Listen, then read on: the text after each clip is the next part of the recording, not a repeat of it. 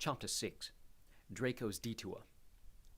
Harry remained within the confines of the Burrow's garden over the next few weeks. He spent most of his days playing two-a-side Quidditch in the Weasleys' orchard. He and Hermione against Ron and Ginny. Hermione was dreadful and Ginny good, so they were reasonably well matched, and his evenings eating triple helpings of everything Mrs. Weasley put in front of him. It would have been a happy, peaceful holiday had it not been for the stories of disappearances, odd accidents, even of deaths now almost appearing daily in the Prophet. Sometimes Bill and Mr. Weasley brought home news before it even reached the paper. To Mrs. Weasley's displeasure, Harry's 16th birthday celebrations were marred by grisly tidings brought to the party by Remus Lupin, who was looking gaunt and grim, his brown hair streaked liberally with grey, his clothes more ragged and patched than ever. "There have been another couple of Dementor attacks," he announced, as Mrs. Weasley passed him a large slice of birthday cake. "And they found Igor Kokharov's body in a shack up north. The dark mark had been set over it. Well, frankly, I'm surprised he stayed alive for even a year after deserting the Death Eaters. Sirius's brother Regulus only managed a few days as far as I can remember." "Yes, well," said Mrs. Weasley, frowning. "Perhaps we should talk about something Did you hear about Florian Fortescue, Remus?" asked Bill, who was being plied with wine by Fleur. "The man who ran the ice cream place in Diagon Alley?" Harry interrupted, with an unpleasant hollow sensation in the pit of his stomach. "He used to give me free ice creams. What's happened to him?" "Dragged off by the look of his place." "Why?" asked Ron, while Mrs. Weasley pointedly glared at Bill. "Who knows? Must have upset them somehow. He's a good man, Florian." "Talking of Diagon Alley," said Mr. Weasley, "looks like Ollivander's gone too." "The Wandmaker?" said Ginny, looking startled. "That's the one. Shop's empty, no sign of a struggle. No one knows whether he left voluntarily or was kidnapped. But wands? What'll people do for wands?" "They'll make do with other makers," said Lupin. "But Ollivander was the best, and if the other side have got him, it's not so good for us." The day after this rather gloomy birthday tea, the letters and book lists arrived from Hogwarts. Harry's included a surprise. He had been made Quidditch captain. "That gives you equal status with prefects," cried Hermione happily. "You can use our special bathroom now and everything." "Wow, I remember when Charlie wore one of these," said Ron, examining the badge with glee. "Harry, this is so cool. You're my captain. If you let me back on the team, I suppose." "Well, I don't suppose we can put off a trip to Diagon Alley much longer now that you've got these," sighed Mrs. Weasley, looking down at Ron's book list. "We'll go on Saturday as long as your father doesn't have to go into work again. I'm not going there without him." "Mum, do you honestly think you know who's going to be hiding behind a bookshelf and flourishing blots?" snickered Ron. "Fortescue and Ollivander went on holiday, did they?" said Mrs. Weasley, firing up at once. "If you think security's a laughing matter, you can stay behind, and I'll get your things myself." "No, I want to come. I want to see Fred and George's shop," said Ron hastily.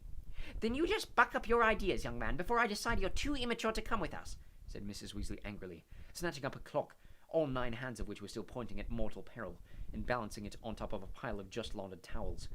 "And that goes for returning to Hogwarts as well." Ron turned to stare incredulously at Harry as his mother hoisted the laundry basket and the teetering clock into her arms and stormed out of the room. "Blimey, you can't even make a joke around here anymore." But Ron was careful not to be flippant about Voldemort the next few days. Saturday dawned without any more outbursts from Mrs. Weasley, though she seemed very tense at breakfast. Bill, who would be staying at home with Fleur, much to Hermione and Ginny's pleasure, passed a full money bag across the table to Harry. "Where's mine?" demanded Ron at once, his eyes wide. "That's already Harry's, idiot," said Bill. "I got it out of your vault for you, Harry, because it's taking about 5 hours for the public to get their gold at the moment. The goblins have tightened security so much. 2 days ago, Archie Philpott had a probity probe stuck up his... Well, trust me, this way's easier." Thanks, Bill," said Harry, pocketing his gold. "He is always so thoughtful," purred Fleur adoringly, stroking Bill's nose. Ginny mimed vomiting into a cereal behind Fleur. Harry choked over his cornflakes, and Ron thumped him on the back. It was an overcast, murky day. One of the special Ministry of Magic cars in which Harry had ridden once before was awaiting them in the front yard when they emerged from the house, pulling on their cloaks. "It's good Dad can get us these again," said Ron appreciatively, stretching luxuriously as the car moved smoothly away from the burrow, Bill and Fleur waving from the kitchen window. He, Harry, Hermione, and Ginny were all sitting in roomy comfort in the wide back seat. "Don't get used to it. It's only because of Harry," said Mr. Weasley over his shoulder. He and Mrs. Weasley were in front with the ministry driver. The front passenger seat had obligingly stretched into what resembled a 2-seater sofa. "He's been given top-grade security status, and will be joining up with additional security at the Leaky Cauldron, too." Harry said nothing. He did not much fancy doing his shopping while surrounded by a battalion of auras. He had stowed his invisibility cloak into his backpack and felt that, if it was good enough for Dumbledore, it ought to be good enough for the Ministry. Though he now came to think of it, he was not sure the Ministry knew about the cloak. "Here you are, then," said the driver, A surprisingly short while later, speaking for the first time as he slowed in Charing Cross Road and stopped outside the leaky cauldron. "I'm to wait for you. Any idea how long you'll be?" "A couple of hours, I expect," said Mr. Weasley. "Ah, good. He's here." Harry imitated Mr. Weasley and peered through the window. His heart leapt. There were no aurors waiting outside the inn, but instead the gigantic black-bearded form of Rubeus Hagrid, the Hogwarts gamekeeper, wearing a long beaver skin coat, beaming at the sight of Harry's face and oblivious to the startled stares of passing muggles. "Harry!" he boomed, sweeping Harry into a bone-crushing hug the moment Harry had stepped out of the car. "Buckbeak! Witherwings, I mean. You should see him. Harry, he's so happy to be back in the open air." "Glad he's pleased," said Harry, grinning as he massaged his ribs. "We didn't know security meant you." "I know, just like old times, isn't it? See, the Ministry wanted to send a bunch of Aurors, but Dumbledore said I'd do," said Hagrid proudly, throwing out his chest and tucking his thumbs into his pockets. "Let's get going then. After you, Molly. Arthur." The leaky cauldron was, for the first time in Harry's memory, completely empty. Only Tom the landlord, wizened and toothless, remained of the old crowd. He looked up hopefully as they entered, but just before he could speak, Hagrid said importantly, "Just passing through today, Tom. Sure you understand. Hogwarts business, you know." Tom nodded gloomily and returned to wiping glasses. Harry, Hermione, Hagrid, and the Weasleys walked through the bar and out to the chilly little courtyard at the back, where the dustbin stood. Hagrid raised his pink umbrella and wrapped a certain brick in the wall, which opened at once to form an archway onto a winding cobbled street. They stepped through the entrance and paused, looking around. Diagon Alley had changed. The colourful, glittering window displays of spellbooks, potion ingredients, and cauldrons were lost to view, hidden behind the large Ministry of Magic posters that had been pasted over them. Most of these somber purple posters carried blowed-up versions of the security advice on the Ministry pamphlets that had been sent out over the summer, but others bore moving black and white photographs of Death Eaters known to be on the loose. Bellatrix Lestrange was sneering from the front of the nearest apothecary. A few windows were boarded up, including those of Florian Fortescue's ice cream parlour. On the other hand, a number of shabby-looking stalls had sprung up along the street. The nearest one, which had been erected outside Flourish and Blotts under a striped, stained awning, had a cardboard sign pinned to its front. Amulets. Effective against werewolves, dementors, and inferi. A seedy-looking little wizard was rattling armfuls of silver symbols on chains at passers-by. "One for your little girl, madame," he called at Mrs. Weasley, as they passed, leering at Ginny. "Protect her pretty neck." "If I were on duty," said Mr. Weasley, glaring angrily at the amulet seller. "Yes, but don't go arresting anyone now, dear. We're in a hurry," said Mrs. Weasley, nervously consulting a list. "I think we'd better do Madame Malkin's first. Hermione wants new dress robes, and Ron's showing too much ankle in his school robes, and you must need new ones too, Harry. You've grown so much. Come on, everyone." "Molly, it doesn't make sense for all of us to go to Madame Malkin's," said Mr. Weasley. "Why don't those three go with Hagrid, and we can go to Flourish and Blotts and get everyone else's schoolbooks?" "I don't know," said Mrs. Weasley anxiously, clearly torn between a desire to finish the shopping quickly and the wish to stick together in a pack. "Hagrid, do you think—" "Don't fret. They'll be fine with me, Molly," said Hagrid soothingly, waving an airy hand the size of a dustbin lid. Mrs. Weasley did not look entirely convinced, but allowed the separation, scurrying off toward Flourish and Blotts with her husband and Ginny, while Harry, Ron, and Hermione and Hagrid set off for Madame Malkin's. Harry noticed that many of the people who passed them had the same harried, anxious look as Mrs. Weasley, and that nobody was stopping to talk anymore. The shoppers stayed together in their own tightly knit groups, moving intently about their business. Nobody seemed to be shopping alone. "Might be a bit of a squeeze in there with all of us," said Hagrid, stopping outside Madame Malkin's and bending over to peer through the window. "I'll send guard outside, all right." So Harry, Ron, and Hermione entered the little shop together.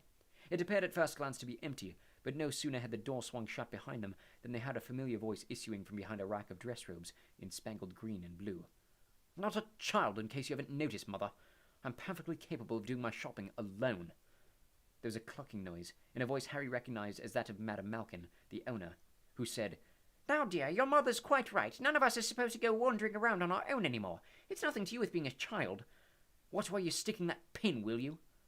A teenage boy with a pale, pointed face and white blonde hair appeared from behind the rack, wearing a handsome set of dark green robes that glittered with pins around the hem and the edges of sleeves. He strode to the mirror and examined himself. It was a few moments before he noticed Harry, Ron, and Hermione reflected over his shoulder.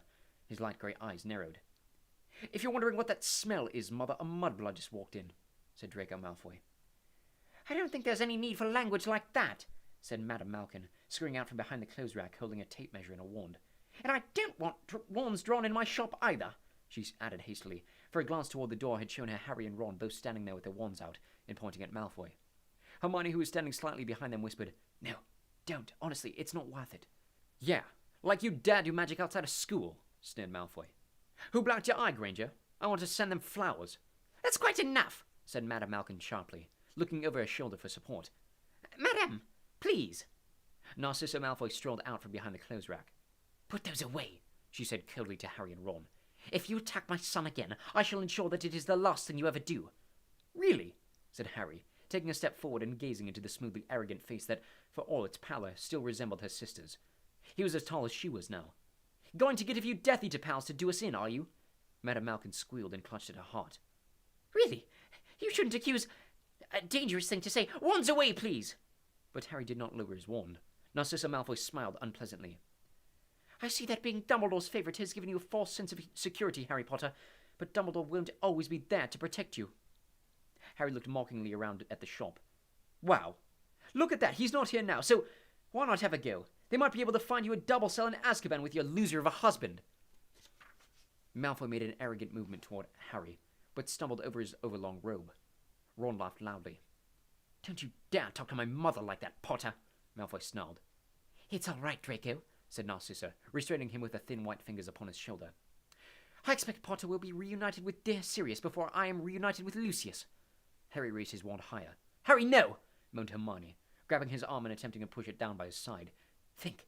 You mustn't. You'll be in such trouble. Madame Malkin dithered for a moment on the spot, then seemed to decide to act as though nothing was happening, in the hopes that it wouldn't. She bent toward Malfoy, who was still glaring at Harry. I think this left sleeve could come up a bit more, dear. Let me just... Ouch! Bellowed Malfoy, slapping her hand away. Watch where you're putting your pins, woman. Mother, I don't think I want these anymore. He pulled the robes over his head and threw them onto the floor at Madame Malkin's feet. You're right, Draco, said Narcissa, with a contemptuous glance at Hermione. Now I know the kind of scum that shops here. We'll do better at Twiddlefit and Tattings. And with that, the pair of them strode out of the shop, Malfoy taking care to bang as hard as he could into Ron on the way out. Well, really, said Madame Malkin, snatching up the fallen robes and moving the tip of a wand over them like a vacuum cleaner, so that it removed all the dust. She was distracted all through the fitting of Ron's and Harry's new robes, tried to sell Hermione wizards' dress robes instead of witches', and when she finally bowed them out of the shop, it was with an air of being glad to see the back of them. Got everything? Asked Hagrid brightly when they reappeared at his side. Just about, said Harry. Did you see the Malfoys? Yeah, said Hagrid, unconcerned. But they wouldn't dare make trouble in the middle of Diagon Alley, Harry. Don't worry about them. Harry, Ron, and Hermione exchanged looks, but before they could disabuse Hagrid of this comfortable notion, Mr. and Mrs. Weasley and Ginny appeared, all clutching heavy packages of books.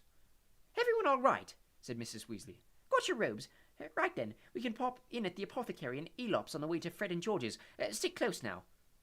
Neither Harry nor Ron bought any ingredients at the apothecary, seeing that they were no longer studying potions, but both bought large boxes of owl nuts for Hedwig and Pig Widgeon at the Elop's Owl Emporium. Then, with Mrs. Weasley checking a watch every minute or so, they headed farther along the street in search of Weasley's Wizard Wheezes, the joke shop run by Fred and George. We really haven't got too long, Mrs. Weasley said. So we'll just have a quick look around it, and then back to the car. We must be close. That's number 92. 94. Whoa, said Ron, stopping in his tracks.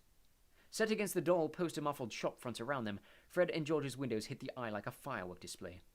Casual passers-by were looking back over their shoulders at the windows, and a few rather stunned-looking people had actually come to a halt, transfixed. The left-hand window was dazzlingly full of an assortment of goods that revolved, popped, flashed, bounced, and shrieked. Harry's eyes began to water just looking at it.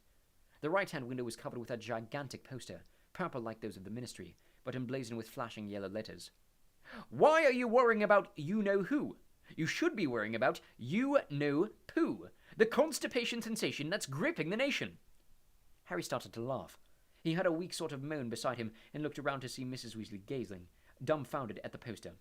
Her lips moved silently, mouthing the name You-Know-Poo. They'll be matted in their beds, she whispered. No, they won't, said Ron, who, like Harry, was laughing. This is brilliant! And he and Harry led the way into the shop. It was packed with customers. Harry could not get near the shelves. He stared around, looking up at the boxes piled to the ceiling. Here were the skiving snack boxes that the twins had perfected during their last unfinished year at Hogwarts. Harry noticed that the nosebleed nougat was the most popular, with only one battered box left on the shelf. There were bins full of trick wands, the cheapest merely turning into rubber chickens of pears and briefs when waved, the most expensive beating the unwary user about the head and neck, and boxes of quills which came in self-inking, spell-checking, and smart answer varieties. A space cleared in the crowd, and Harry pushed his way toward the counter, where a gaggle of delighted 10-year-olds were watching a tiny little wooden man slowly ascending the steps to a real set of gallows, both perched on a box that read, "Reusable hangman. Spell it, or he'll swing." Patented daydream charms. Hermione had managed to squeeze through to a large display near the counter, and was reading the information on the back of a box bearing a highly colored picture of a handsome youth and a swooning girl who was standing on the deck of a pirate ship. One simple incantation, and you will enter a top-quality, highly realistic 30-minute daydream, easy to fit to the average school lesson and virtually undetectable. Side effects include vacant expression and minor drooling. Not for sale to under 16s. "You know," said Hermione, looking up at Harry, "that really is extraordinary magic." "For that, Hermione," said a voice behind them, "you can have one for free." A beaming Fred stood before them, wearing a set of magenta robes that clashed magnificently with his flaming hair. "How are you, Harry?" They shook hands. "And what's happened to your eye, Hermione?" "Your punching telescope," she said ruefully. "Oh, blimey, I forgot about those," said Fred. "Here." He pulled a tub out of his pocket and handed it to her. She unscrewed it gingerly to reveal a thick yellow paste. "Just dab it on, that bruise will be gone within the hour," said Fred. "We had to find a decent bruise remover. We're testing most of our products on ourselves." Hermione looked nervous. "It is safe, isn't it?" she asked. "Of course it is," said Fred bracingly. "Come on, Harry, I'll give you a tour." Harry left Hermione dabbing a black eye with a paste, and followed Fred toward the back of the shop, where he saw a stand of card and rope tricks. "Muggle magic tricks," said Fred happily, pointing them out. "For freaks like Dad, who love Muggle stuff. It's not a big earner, but we do fairly steady business. They're great novelties. Oh, here's George." Fred's twin shook Harry's hand energetically. "Giving him the tour? Come through the back, Harry. That's where we're making the real money. Pocket anything, and you'll pay for more than galleons," he added warningly to a small boy who hastily whipped his hand out of the tub labeled edible dark marks. "They'll make anyone sick." George pushed back a curtain beside the Muggle tricks, and Harry saw a darker, less crowded room. The packaging on the products lining these shelves was more subdued. "We've just developed this more serious line," said Fred. "Funny how it happened. You wouldn't believe how many people, even people who are working at the ministry, can't do a decent shield charm," said George. "Of course, they didn't have you teaching them, Harry."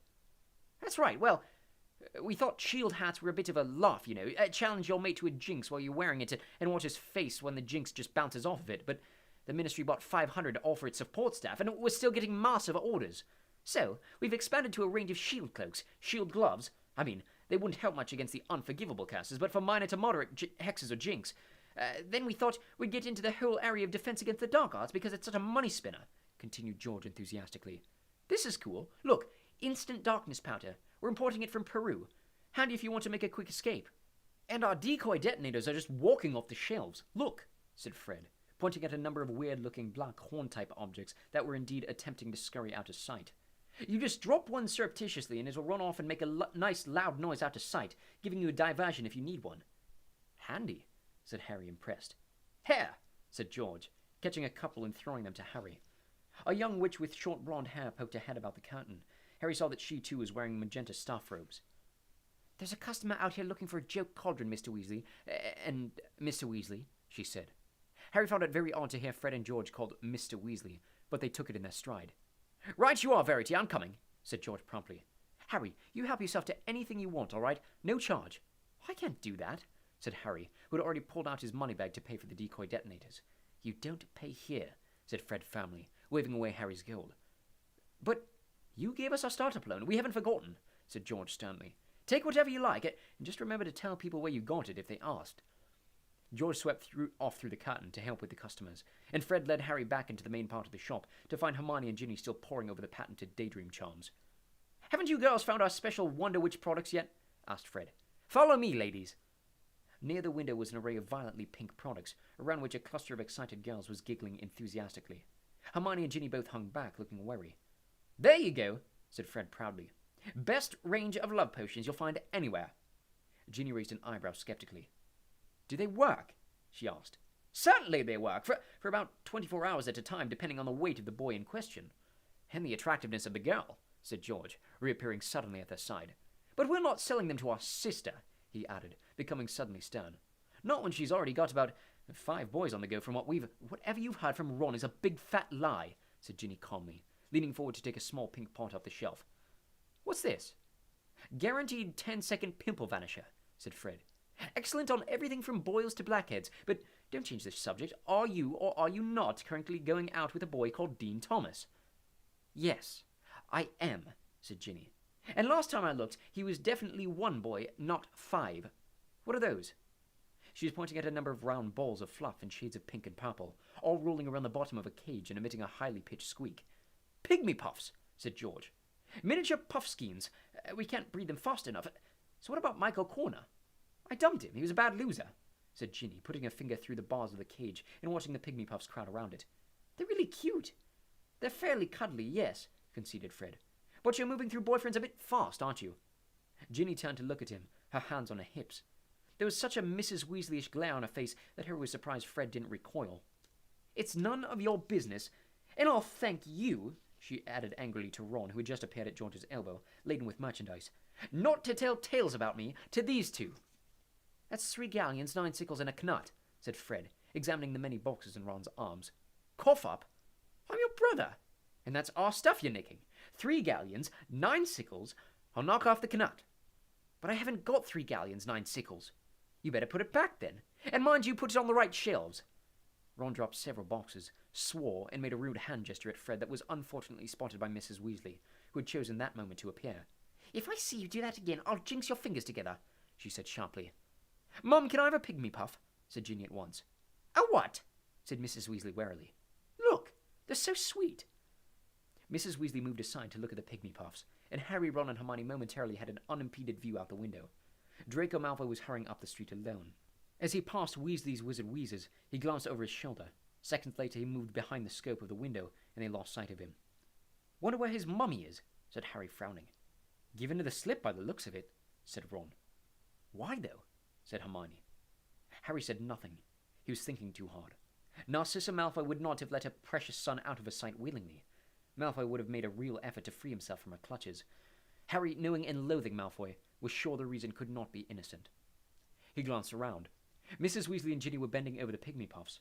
Mr. Weasley was delightedly examining a pack of muggle-marked playing cards. Fred and George were both helping customers. On the other side of the glass, Hagrid was standing with his back to them, looking up and down the street. Get under here, quick, said Harry, pulling his invisibility cloak out of his bag. Oh, I don't know, Harry, said Hermione, looking uncertainly toward Mrs. Weasley. Come on, said Ron. She hesitated for a second longer, then ducked under the cloak with Harry and Ron.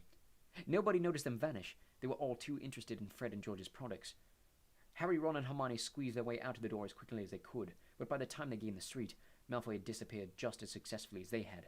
He was going in that direction, murmured Harry as quietly as possible, so that the humming of Hagrid would not hear them. Come on! They scurried along, peering left and right, through shop windows and doors, until Hermione pointed ahead. That's him, isn't it? She whispered. Turning left. Big surprise, whispered Ron. For Malfoy had glanced around, then slid into Nocturne Alley and out of sight. Quick, or we'll lose him, said Harry, speeding up. Our feet'll be seen, said Hermione anxiously, as the cloak flapped a little around their ankles.